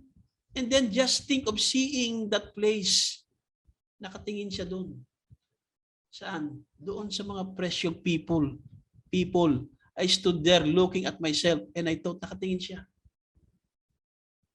Diba? Maaaring tinutukoy ni Buddy Branham ay yung sa Branham Tabernacle, nakikinig. Na tinawag niya mga precious people or sa vision niya. Okay, dahil sabi niya, and then just think of seeing that place, yung lugar na yon. Okay? That place. And those precious people, I stood there looking at myself and I thought, yung nakita niya doon. Amen? Oh God, why? They can't miss this. Hindi pwedeng ma-miss nila ito. I ought to push them. Kailangan ko silang itulak pa. Gusto ko palang i-push. I ought to just reach down in the audience. Ayun, audience. Ay di, posible, yung audience iba, di ba na, habang nangangaral niya, maaaring yun ang tinutukoy niya. Na place, seeing that place. Those precious people. Eh sabi niya, I ought to push them I ought to just reach down in the audience. Tama? Yung audience niya. Anong gagawin niya? Kaya bakit siya bababa doon sa audience? And got them and push. Kasi ayaw niya na ma-miss nila. Dahil nasa ano raw, here at the door na. Nasa pintuan na. At kung pintuan niya ng langit, kung ang ibig sabihin ni Buddy Branham ay pintuan ng langit, ang gusto ni Buddy Branham ay itulak niya na para hindi nila ma-miss. Makapasok lahat yung mga precious people. Gusto niyang itulak lahat na makapasok doon sa pintuan. Tama? At anong sabi? You can't do that. Pero yun sanang gusto ni Buddy Branham na hindi nila ma-miss. Gusto niya makapasok. Ginawa niya, gusto niyang bumaba at itulak pero hindi daw pwedeng gawin ni Buddy Branham yun. Bakit? Bakit kaya? Di ba gusto natin sana buong church, buong mga kapatiran, kasama yung mga pamilya, kasama yung mga anak, lolo't lola, nanay, tatay, tito, tita, pamangkin, lahat, mga miyembro ng buong church, mga churches, lahat ng mga end-time churches, lahat ng mga end-time churches sa buong mundo, di ba? Makasama sana. Lahat ng mga naniniwala sa message. Tama? We cannot do that. Sabi sa kanya, you cannot do that. Bakit? Here's the scripture. And no man can come except my Father draws him. And here is one consolation we have. All that Father has given me will come. Yun lang yung makakapasok doon sa pintuan. Kung ano lang yung ibinigay ng Ama sa kanya. Diba? All the Father has given me will come. Lahat lang. What I mean, mga kapatid, lahat lang ng predestinated seed. Sila lang yung makakapasok doon. Amen. Kahit na mag-emosyon tayo, na sana lahat, amen, hindi lahat predestinated seed. At alalahanin natin na meron 3 kinds of believers in every gathering. Merong real believer, merong pretender, yung make-believer, at merong unbeliever. At yung unbeliever ay hindi nagtatagal sa fellowship, yung umaalis. Pero yung pretender, yun yung tumatagal sa fellowship. Yung make-believer. Kaya hindi lahat, kahit gustuhin pa natin. Si Buddy Branham gusto niya, ayaw niya nga ma-miss nila ito. Pero hindi pwede kayang gawin ni Buddy Branham kahit siya na yung mismo yung propeta. Dahil sinabi sa kanya, and no man can come except my Father draws him. But here is one consolation we have. All the Father has given me will come. Okay? So nakita na natin yung one unfolded yesterday. Okay, yun yung nireveal kay Buddy Branham under the 6th seal message niya noong March 23, 1963. Then, dito naman tayo sa the other one unfolded today. Ito na yung 7th seal. Okay? Ito talaga pinag-aaralan natin. So, dito na tayo sa 7th seal. Okay. So, doon sa paragraph 264, balikan natin sa 7th seal, ay, di ba, sinabi niya dyan na mayroong constellation ng angels. Di ba? At naalala nyo ba yung message na what time is it, sirs? You remember that? You remember? Yung message niya ng what time is it, sir? 1962 December yan. Sabi niya, naalala nyo ba? Napansin nyo na merong isang malakas na pagsabog ng kulog. Hindi sinabing mga kulog. Kundi merong isang malakas na pagsabog ng kulog at 7 anghel ang nagpakita. Amen? Inulit niya uli. 1 burst of thunder, not 1 burst of thunders. 7 angels appeared. Yan. Isang malakas na pagsabog ng kulog. Yan. Isang malakas na pagsabog ng kulog. Okay? So yung kidlat, kaya nagkaroon ng kidlat dahil nagkaroon ng kulog. Kaya nagkaroon ng kulog dahil may kidlat. Di ba? Hindi naman natin nakikita yung kulog eh. Kaya yung picture lang, yung kidlat. Di ba? Kaya nagkaroon ng kulog dahil nagkaroon ng kidlat. Okay, kaya yan yung picture. One burst of thunder. Okay? At 7 anghel na nagpakita. Yan yung sinasabi niya na, do you remember what time it is, sir? 1962? Kasi vision niya yan, 1962 eh. Diba? Puntahan natin yung 1962 na what time it is, sir? Yung, is this the sign of the end, sir? 1962, December 30. Okay, mag-New Year na. Yan yung vision niya. Kaya nag-preach siya kagad yan. Amen? Then, dun muna sa paragraph 385 muna tayo. Okay, isa-isahin natin para maunawaan natin kasi sabi niya, do you remember?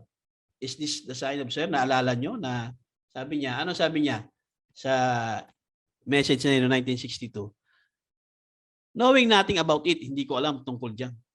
Sabihin, wala. Hindi ko naintindihan, hindi ko alam ang ibig sabihin ng vision niya. Ano yung vision niya? A blast, comfort. And here come 7 angels from eternity.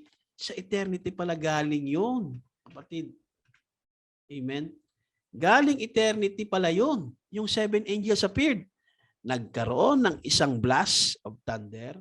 Nagpakita yung galing palang eternity. Ayan. So nadagdagan pa yung ating information. Yung nagpakitang anghel galing eternity. Di ba? Kasi si Satanas nagpapakita din kaso hindi galing eternity na yon, galing down under na yon. Amen? And said, Lord, what would you have me to do? Anong gusto mong gawin ko, Lord? Kasi hindi niya nga naiintindihan eh, knowing nothing about it eh. It wasn't told, walang sinabi. Kung ano ba yung blast na yan at merong 7 anghel na nagpakita galing eternity. Sabi niya, I may have to go. Ako ba nga ngayon ay aalis na? Niisip niya, baka kukunin sila. First, to find out. Kailangan malaman niya. I don't know. Might not even be that. Okay, hindi niya alam talaga. Yan sabi niya, I don't know. I'm just saying, sinasabi ko lang, ito lang yung sinasabi ko, kasi nga hindi niya alam, ito lang sinasabi ko. Paano kung ito na to? What if it is? Paano kung ito na? Iniisip niya lang. Iniisip niya pero hindi niya alam ha. Kaya nga question mark eh. Kaya nga if. What if it's? Paano kung ito na? If it's scriptural? Yeah. If it's scriptural, ito ba ay scriptural? If. That sounds very close to it. Do you think so? Question na naman. Sa tingin nyo kaya? Tinatanong niya yung audience. Tinatanong niya yung sarili niya. Look. Then, look, the capstone was not interpreted. At sabi sa kanya, see, get west and come back. Or, is it this? Ito na kaya? Itong 7 anghel na nasa constellation na dumating sa akin, ito na kaya? Ibig sabihin, ito na kaya yung magkakap doon sa capstone na hindi ininterpret? Ito na kaya yung 7 anghel na to na nakita ko sa constellation galing sa eternity? Ito na kaya? Question mark. Then sa paragraph 388, or, ang dami niyang binibigay na idea, ang dami niyang binibigay na kaisipan. Sabi niya, ito na kaya yung 7 anghel na magkakap doon sa capstone na hindi nagkaroon ng interpretation? Dahil sabi sa kanya, get west. Sabi niya, or, ito na kaya yung pangalawang climax na sinabi ko nakaraang araw? Is it of something coming forth for the church? Ito na kaya yon? Yung second climax ng ministry, ito na kaya yon? Hindi ko alam. I could stay on that little bit. But I'll move on. Magpapatuloy siya. Then 389, could it be that the mighty thunder? Could it be? Maaari kaya? Ito na kaya? Maaari. The mighty thunder of the seventh angel in the seventh constellation? Maaari yung mighty thunder o kaya yung ikapitong anghel na doon sa seven angels constellation? Yung seven period constellation, their pyramid made in the form of three on the side, one on the top, and they drop from eternity. Could it be? Ito na kaya? Maaari na kaya? Sabi niya. Or sa 390 na naman, is this the mystery of the thunders? Ito na ba ang misteryo ng pitong kulog? Thunders, plural. That will bring back the headstone? Ang dami niyang tanong. Na ito na kaya o mamaari na kaya? Kaya nga ang question, is this the sign of the answer? Puro question. Eh sabi niya, could it be the mighty thunder or the seventh angel in the seven constellation? Is this the mystery of the thunders that will bring back the headstone? Yun. Kino-connect niya, mga kapatid, yung vision niya na seven angels appeared, nagkaroon ng isang pag-blast ng thunder at nagpakita yung pitong anghel, ikino-connect niya, mga kapatid, sa Revelation chapter 10 verse 3 to 4, yung seven thunders. Kaya sabi niya, is this the seven thunders of the thunders? Seven thunders. Tama, kino-connect niya yan. Pero patanong, parang kino-connect niya na ito na kaya, could it be? Kasi nga nagkaroon ng ng thunder. Kaso isa lang. Pero isang malakas na pagsabog. At merong nagpakita na pitong anghel. Sabi niya, could it be? Ito na kaya ang pitong kulong? Okay? Diba? Yan yung sinabi kanina ni Kaya bumalik tayo sa 264, balik ulit tayo doon. Diba? Notice, eto na, sa 264 na, kanina nandun tayo sa tinatawag ng what is her. Puro patanong. Nagtatanong siya, could it be? Or, could it be? I don't know. Pero dito, wala na siyang sinasabing could it be? I don't know. Wala nang or. Sigurado na si Buddy Banham dito. Pero dito, sa, mga kapatid, hindi niya alam. What if it is? Ito na kaya? Could it be? Is this the mystery of the seven thunders? Yeah. Is this the mystery of the thunders? Will be the headstone? Diba? Question mark yan, alam ko eh. Yan, question mark. Nawala eh. Mahalaga yung question mark. Is the Lord. Diba? Sabi niya, ito na kaya? Yan. Sabi niya, is this the mystery of the thunders that will bring back the headstone?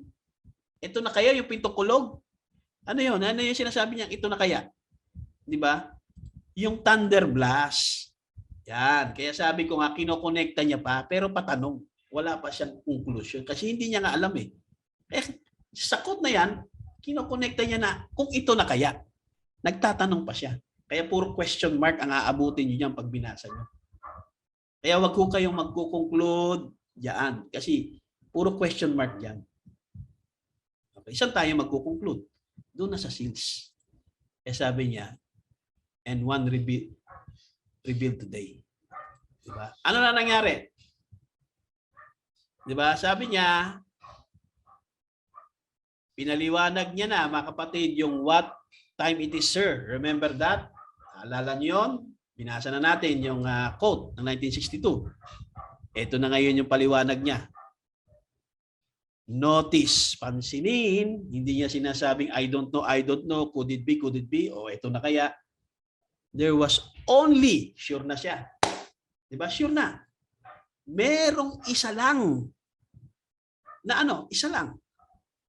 Burst of thunder. Hindi 7. Hindi mga kulog. Kaya sinabi niya, only one. At 7 anghel na nagpakita. inulit niya uli. One burst of thunder, 7 angels appeared. And then, ano yung scripture niyang ginamit?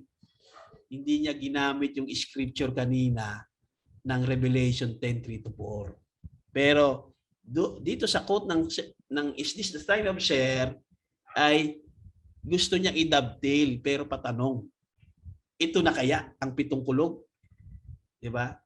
Kaya nilabas ko yung Revelation chapter 10:3-4 kasi yan 7 thunder. Pero dito mga kapatid, Revelation 6:1 lang ang binanggit niya. Hindi niya kinote yung Revelation 10:3-4 na 7 thunders. Kaya sabi niya, one burst of thunder, 7 angels appeared, and I saw the Lamb when it opened the first seal, and I heard it was the voice of a thunder, singular. Pag binasa niyo buong chapter 6, mga kapatid, wala na kayong mababasa pang another thunder. One thunder lang. Kaya sabi niya, pansinin, hindi sinabing patanong o hindi ko alam, kundi pinapapansin niya na. Sigurado si Buddy Branham dito. One thunder, 7 messages that been sealed up and cannot be revealed until the last day of this age. Yun ang darating sa atin sa uling panahon. One thunder, one burst of thunder, 7 angels appeared. Yan. Yan yung the other one unfold today. Eh ano naman yung 7 messages na sealed up? Nandun sa 7 angels.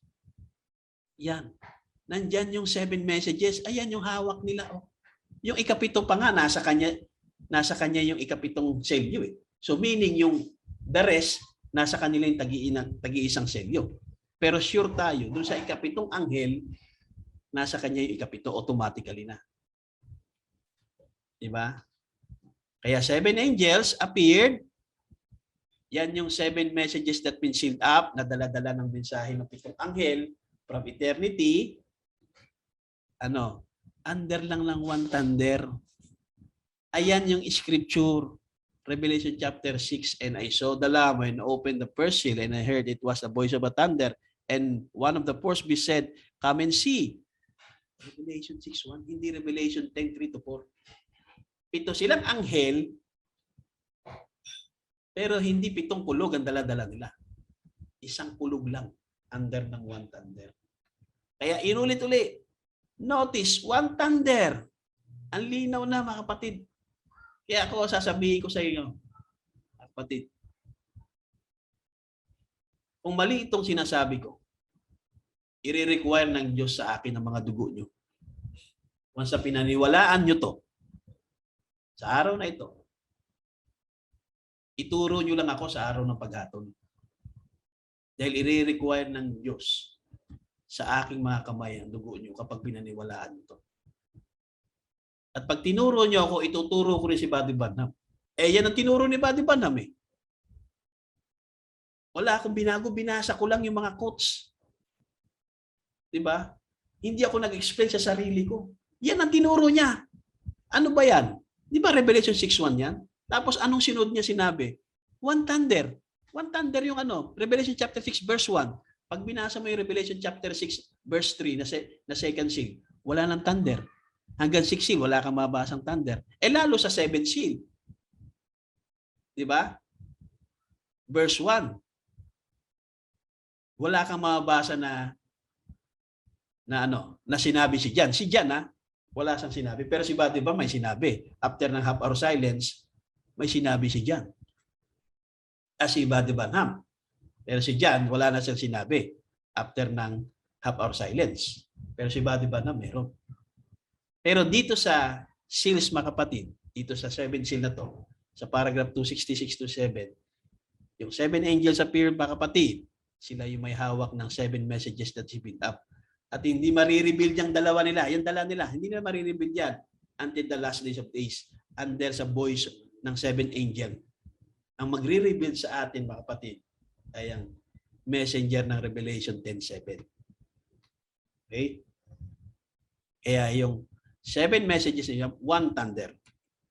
Okay? Patunayan pa natin uli. Isingit lang natin yung 1 Emilio, 1965. Bawat anghel ay magiging isa sa mga tatak ng 7 tatak. Kaya bawat anghel may tagi-isang tatak.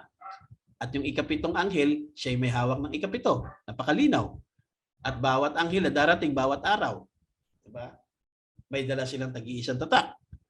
Each angel coming each day. Ibig sabihin, hindi pa sabay-sabay pala. Pero sa vision niya, nakita niya 7 anghel drop from eternity. Okay, ulit-ulit tayo. Ayan. Diba? 7 angels. Yan pala mga kapatid, yung na-unfold today. Amen? Yan yung na-unfold today. Yan yung sinasabi niya. Yung na-unfold mga kapatid, yung vision niya noong 1962 December about the 7 angels. Diba? Yung nagkaroon ng one burst of a thunder na inakala niya na maaari daw na ito na kaya yung 7 kulog. Pero sabi niya, 1 kulog lang. Hindi niya sinabi 7 kulog. Kaya ang 7 selyo, ang 7 messages, ay hindi 7 kulog. Ang 7 messages ay under ng 1 kulog. Diba? Kaya sabi niya sa quote, hindi ko na isinama dyan, na ang 7 seals, different from the thunders. Tama? Pero yung 7 seal, yung ikapitong selyo, connected sa 7 kulog. Tama? Pero yung 7 seals, yung 7 selyo, amen, ay under ng 1 thunder. At yung 1 selyo doon, omitted, sabi. Di ba? Kaya under ng 7 messages that we sealed up, 1 thunder. Yan yung unfolded today. Okay? So I hope ay nagkaroon tayo ng karagdagan at that's only paragraph 300 mga kapatid. So nawa ang Diyos ay pagpalain tayo ng Panginoon. Amen sa pag-aaral natin na paano ba i-stop itong recording. Stop the recording. Stop. Paano i-stop ang recording? Stop recording. Ayun. Okay. Yun, saan na din? Yan na. Okay, malinaw. So,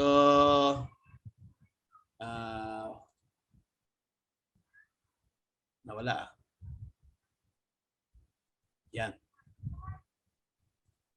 Close ko na yung PowerPoint ko. Dito na tayo. Okay. So, God bless you mga kapatid. I hope na nagbigay sa atin ito ng pag-alakan. At ako lang, ang advice ko ay reviewin nyo lang ulit. Kahit na wag nyo munang mag-overexcited na yan na. Bigyan nyo rin yung time na basahin nyo rin yung binasa ko. At subukan nyo rin pag-aralan din yung ginawa kong pag-aaral. Di ba? Pero kung sa araw na ito, sa oras na ito, ay pinahawakan at pinaniwalaan nyo na without a shadow of doubt, ay gaya ng sinabi ni Brother Branham na responsible siya sa akin. Kasi binasa ko lang sinabi ni Brother Branham. Responsible si Brother Branham sa akin. Gaya din naman sa akin, magiging responsible din ako sa sinabi ko ngayong umaga. Diba? At kaya kong akuin, mga kapatid, yung mga dugo. Kung ako'y nagsalita ng mali, mga kapatid, responsible ako dyan. Okay? Kaya I hope, mga kapatid, ay isang biyaya na muli na nasundan natin ang mensaheng ito at reviewin lang natin. Pag na-record na to sa YouTube, reviewin lang natin. Di ba? Pag-isipan natin kung tama ba yung mga tinatawag na nilabas ko ng mga katibayan, mga quotes. Amen. Kung tama ba yung pagkaka-arrange. Tingnan lang din natin. Di ba? Ako ay ni-reveal ko lang mga kapatid yung inspiration na dumating sa akin sa pagbabasa. At sabi ko nga, wag masyadong excited. Ay tayo din naman personally ay tingnan din natin. Pag nakita natin tama, sang-ayunan natin. Amen. Personally mga kapatid, i-reveal yan ng Diyos sa atin. Amen. At yun lang yung binigay, kaya napakahirap ng pag-aaral ng 7 selyo, lalo itong ikapito. Kaya sinabi ni Brother Branham, talagang grabing strain, grabing puwersa, grabing hirap Na kaya parang nararamdaman ko rin, napipil ko si Buddy Banham nung sinabi niya na halos layasan siya ng halos mawalan siya ng hininga. 'Di ba? Kaya ako, gusto ko rin mag-relax after this, mga kapatid, dahil ang hirap dalhin ng paragraph 300 na yan. Ang hirap dalhin itong 7 seal na to na ipangaral. Wala pa ako na narinig na nakapag-share ng ganitong himay. Hindi ko nililip up yung kung paano ko diniliver, pero I was longing na sana nakita ko na ito noon pa eh. 'Di ba? Kaya siguro inspiration lang na sundan nyo lang mga kapatid. Sundan nyo lang muna. Amen. At kung dumating ang time na makita at panghawakan nyo mga kapatid, sasagutin tayo ni Buddy Banham na kanyang kamay. Yung mga dugo natin mga kapatid, responsibilidad ni Buddy Banham tayo. Sinisigurado niya na absolutely sure, as all as can sure. Diba? Kung sure na sila, si Buddy Banham, absolutely sure. Ako din mga kapatid, pinangahawakan ko yun na absolutely sure. Dahil binasa ko lang mga kapatid, yung mga sinabi ni Buddy Banham. God bless mga kapatid. I hope na ito ay naging kalakasan natin. God bless you. Amen. Tayo ay manalangin at upang isarado na natin ang gawain na to. In the name Lord Jesus Christ. Hallelujah. Dakila at mahabaging Diyos, maraming salamat sa iyong bagat biyaya at narito kami muli upang nagpasalamat sa iyo sa umagang ito at naunawaan namin yung paragraph 300, ang isa sa napakalalim at napakahirap na arukin ng ordinaryong kaunawaan mga kapatid, kung hindi ito tunay na in-inspired mo, Panginoon, ng iyong mga anak. Sa araw na to, upang malaman namin, maraming nagtangka na magpaliwanag, maraming nagbigay, nag-interpret sa mensahe mo about sa 7 seal, Panginoon, at nakita mo na ito, Panginoon, na darating ang time at maging sa time mo ay pipire-presuhin nila ang mensaheng ito upang mag-claim sila ng another ministry. Yeah, Lord, we claim this ministry, Panginoon, na yung ministry ng propeta mo na amin lang binabasa at pinapangaral.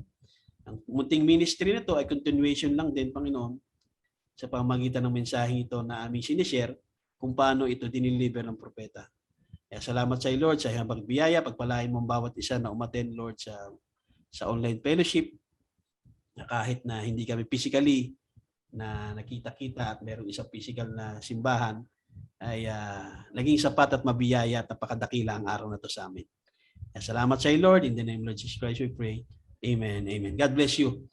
God bless you, Brother Roger, Brother Felix, Brother Joel, Brother June, Brother Rolly, at Brother Bong, okay, Brother Junel. Nawa ang Diyos ay patuloy na mahabag sa atin. Amen. God bless you. Praise God. Praise God. Bless you. Thank you, God bless you, Brother June. God bless. God bless. God bless. Okay. Salamat. Ano ba patayin to? Anong oras na ba? Alas 12 na. 7:39. Sakto, alas 12? Wala pa. Wala pa. Ayun. 11:30. Ayun. At least, hindi ako nag-overtime. God bless. God bless. Okay. God bless. Okay, God bless you all. God bless you all. God bless you all. Yes.